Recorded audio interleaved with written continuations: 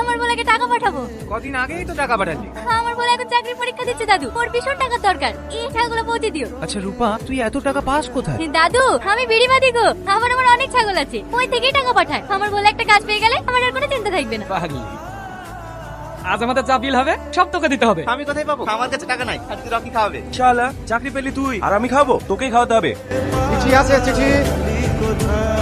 কিসের চিঠি? রূপা টাকা পাঠিয়েছি। সত্যি তোর ভাগ্যটা কত ভালো, শুধুমাত্র ওই মেয়েটা ছিল বলেই তুই গার্জেনের কোনো অভাব বুঝতে পারিসনি। তা ঠিক বলেছিস, এরকম মনের মানুষ অনেক ভাগ্য করে পাওয়া যায়। কি লিখেছে? প্রিয় ভোলা, আশা করি তুই ভালো আছিস, আমিও ভালো আছি। সবসময় তোর কথা ভাবতে ভাবতে আমার দিন কেটে যায়। কতদিন তোকে দেখিনি, কবে আসবি তুই? তোর কথা খুব মনে পড়ে রে। কিছু টাকা পাঠালাম, প্রয়োজনে খরচ করিস, নিজের খেয়াল রাখিস। আর হ্যাঁ, ফুচির 2টো বাচ্চা হয়েছে, ভালো থাকিস। ইদি তোর রূপা।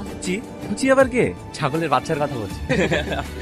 এই পুচি, ঘর আগে ঘর। আর কদিন জ্বালাবি আমাকে? ভোলাকে একটা কাজ পেয়ে যা, তারপর আমি তোদের সাথে থাকছি না। রূপা, এই রূপা। দাদু তুমি? এই নে, ভোলা তোকে চিঠি পাঠিয়েছে। হ্যাঁ দাদু, হ্যাঁ আমার ভোলা কি লিখেছে? হ্যাঁ পড়ো পড়ো। প্রিয় তোমার রূপা, আশা করি তুই ভালো আছিস। আমিও ভালো আছি। আমারও তোকে দেখার জন্য মনটা ব্যাকুল হয়ে ওঠে, কিন্তু কি করব বল, আমিও তোকে অনেক মিস করি।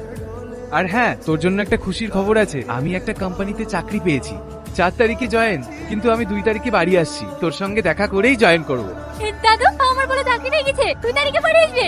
ইয়ে, আমার বলে চাকরি পেয়ে গেছে। এই রূপা, শের মিষ্টি। আমার বলে চাকরি পেয়ে গেছে রে। ও কাকি, তোমরাও এসো। এই রূপা, তুই তাড়াতাড়ি বাড়ি চ। কেন, কি হলো? তোর মা মারা গেছে। মা, মা, তোমার কি হলো মা? তুমি আমাকে ছেড়ে যেতে পারো না মা। মা, তুমি একবার কথা বলো না।